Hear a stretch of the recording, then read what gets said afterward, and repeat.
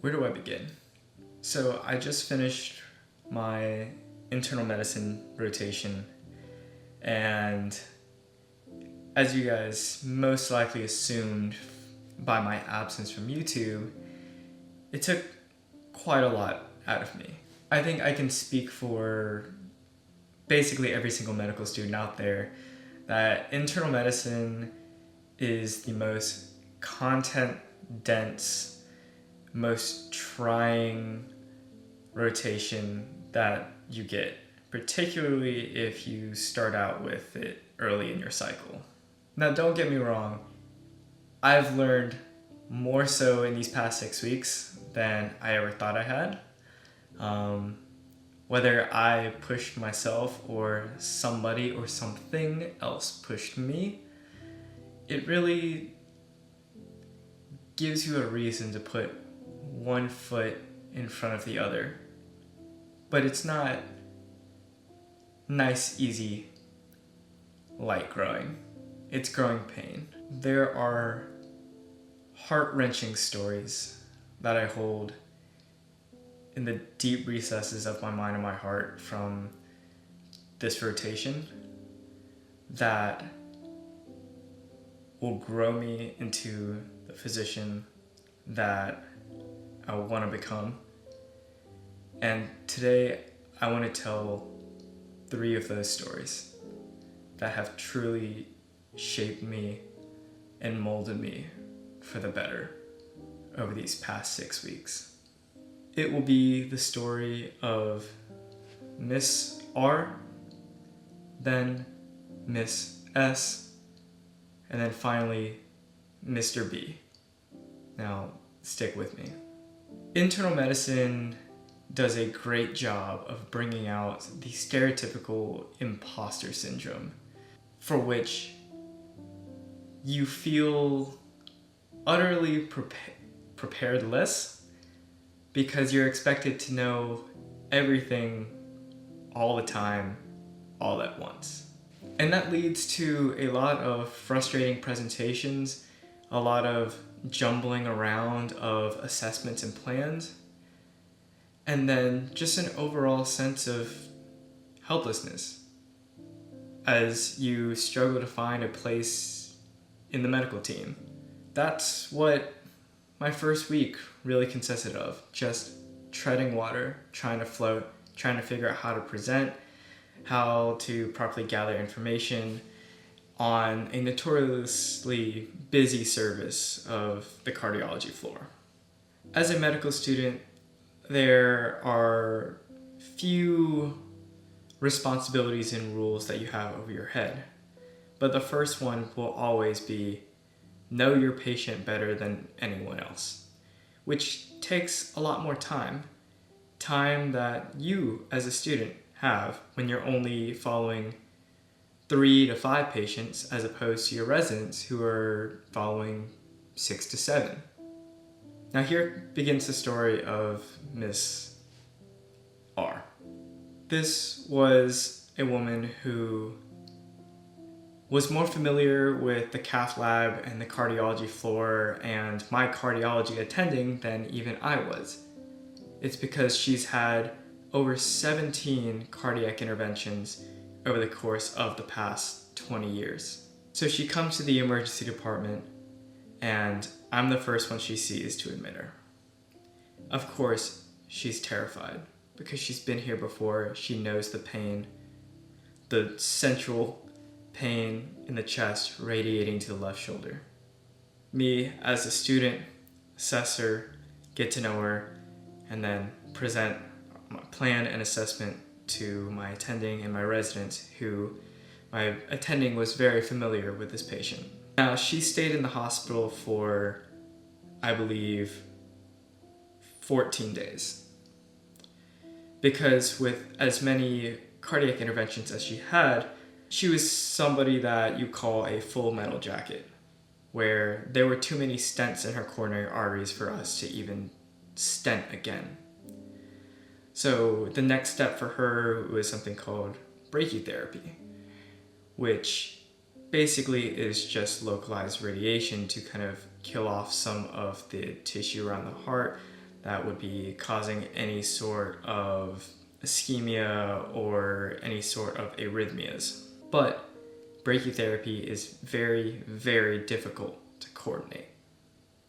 There's a lot of moving pieces, and usually it takes a while. So those 14 days that she was there, the plan was to wait. So every morning, I would come in hoping to be able to tell her good news. And I would just have to tell her, we're working on it. And every morning I would come in asking her how she is. She felt terrible. And I would try to just be with her, listen with her. And there was a morning right before we magically got all the pieces for brachytherapy together, where I walked in the morning and she was breaking down. And I didn't know what to do. Again, this was just me trying to figure out what in the world is going on. But I did the only thing I could do, which was stay and listen. And that morning, I remember spending more time than usual with her before rounds, and just listening, crying and praying with her, because she was just so tired of being in the hospital. She was so mentally and emotionally drained from not having an answer that I wish so badly I could have given her. And the next day, I was able to deliver that news. And then the next morning, it was the biggest ray of sunshine when I went to pre-round, and she just looked like a completely different person. Skin turned the right color again, smile on her face, sassy. And when our entire team came in telling her that you're looking good, it's time to get you ready to go home, she broke down again out of gratitude for both all the residents and the doctors who were actually putting orders in and pressing buttons. But then she looked at me and then looked at my attending and said, thank you. Because every morning he would come in checking on me with genuine concern. Spending the time to listen. Spending the time to be with me when I needed it the most. When all the other doctors were busy, you were here. And she told that to my attending, and I don't know what to do. But smile underneath my mask and say, it's what we're here for. Now the next day, here's where Mr. B enters the story. A patient who, till the grave, I will never, ever forget. Mr. B came in with a decompensated heart failure exacerbation, had an ejection fraction of less than 15%, which, to you guys watching who don't know what I'm talking about, that means his heart don't pump well. 3+ pitting edema all the way up to his waist, acidic belly, he had obstructive sleep apnea, and he couldn't breathe. Me and the team saw him in the emergency department. We assessed him, and in his dazed, hypoxic state, he was looking around. And I'm just a medical student trying to, assess fluid status, checking his legs for edema. Just basic stuff. But his story doesn't really evolve until the next day. Now, before I saw Mr. B again, that next morning, we had an admission for, I would say, the most gut-wrenching patient story that I've ever experienced personally. This was a woman who came in, shortness of breath, chest pain, classic cardiology floor admission stuff. But there was a layer of grief to it. Because 3 weeks prior, she acquired COVID, and then 2 weeks prior, her daughter caught it. and she unfortunately passed from COVID. And in this time, Miss S blamed herself for the death of her daughter. She was tearful on exam, and when I tell you that it was the most broken, emotional person that I've ever seen, whose face and eyes I'll never forget. I don't mean that lightly. If you all are curious about something called Takotsubo's cardiomyopathy, look it up, because I'm pretty sure that's what she had, which is a fancy term for cardiomyopathy due to emotional stressors or heartbreak. And in a room full of seasoned, guy residents, all these tough, guys from Kentucky, from Tennessee, these residents who have seen it all, my attending who's had a 40-year career, former director of the cath lab, seen all sorts of messed up stuff. We all walked into that room to see her, and not a single one of us left with dry eyes. And again, me as a student wondering, what in the world am I supposed to do here?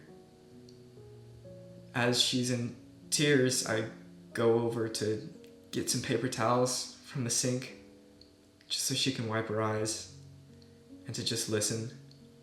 And before I left the room, I gave her a folded piece of paper towel and I said, hold on to this.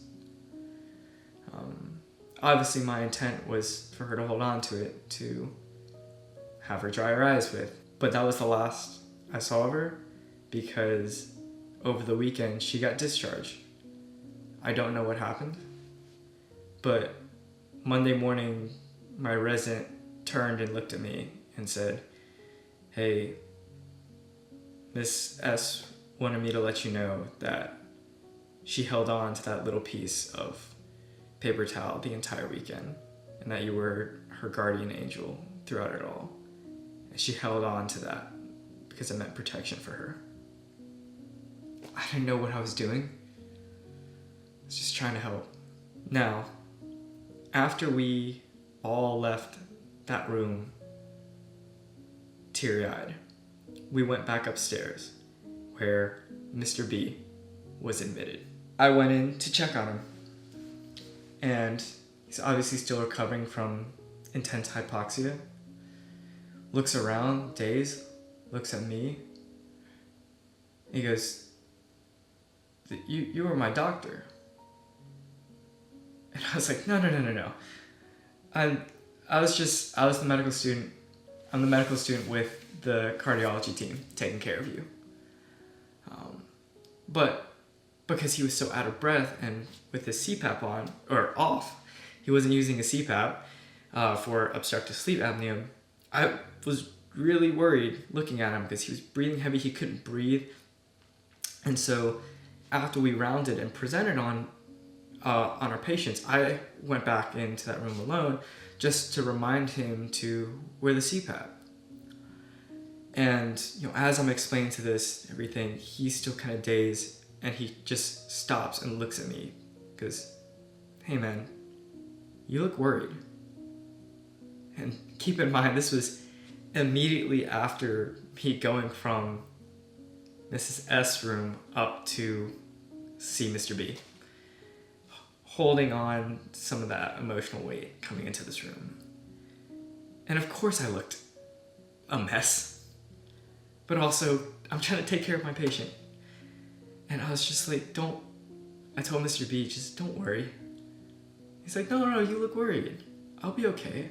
I'm like, it's our job to be worried about you. We're here to take care of you. Keep your CPAP on and you'll breathe a little bit better. I don't want you looking like you're out of breath all the time. So you're my patient, we'll take care of you. And of course, since he was my patient, I was following him for, I believe, another 12 to 13 days where he was in the hospital, where we were continually diuresing him. And I was checking up on him every morning. And I think it was at that moment where he saw that genuine care, where every day, for some reason, I would come in, and even when his relatives, brothers, aunts, uncles would come in to visit, the first thing he would do is look at me and then look at his relatives and go, "Hey, that's my doctor right there. He's really good." And every day I tell him, I'm just the med student on the team. And every day he would introduce me as, "Hey, that's my doctor, Dr. Wynn right there." And I remember joking around saying, Dr. Wynn has a ring to it, but it'll be a couple more years. I'm just here to take care of you right now as the med student. And him just turning over to me and going, "Well, to me, you're my doctor." And I think it's tough to hear that, especially when in your head, you're trying to piece together what in the world is going on. You feel like you don't know anything. And all you can do is try your best to help in whatever capacity that may be. Whether it be just checking on people, listening, or being a shoulder to cry on. And I got to watch him get better every day. And his eyes lit up every time I walked in the room. His eyes lighting up with trust, with belief that he could get better. And Mr. B got discharged on my last day on the cardiology service. And as I'm standing by the elevators, just with my white coat, with my lunchbox, tired, just ready to go home, the last I saw was Mr. B being rolled down for one last test, and him looking up out of his bed and going, "Hey, that's my doctor." And then looking up at the transport nurse and going, "Hey, see him? That's my doctor." This video is tough for me to make because this rotation taught me a lot about myself, about how to and how not to take home what I see in the hospital. But I want to continue to share these stories of my experiences, because what this shows is that you can help no matter how little you think you know. Because what this shows is that there's so much power in just listening and being with someone when they need it, and to listen to their stories.